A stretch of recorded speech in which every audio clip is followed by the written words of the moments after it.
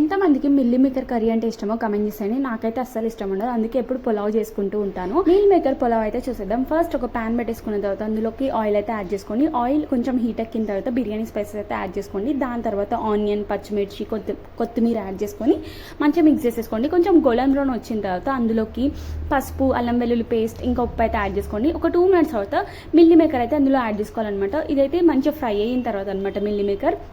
Next ఇందులోకి కారం అయితే యాడ్ చేసుకోవాలి. కారం కూడా మంచిగా మిక్స్ చేసేసుకొని ఒక 2 minutes అలానే ఉంచండి.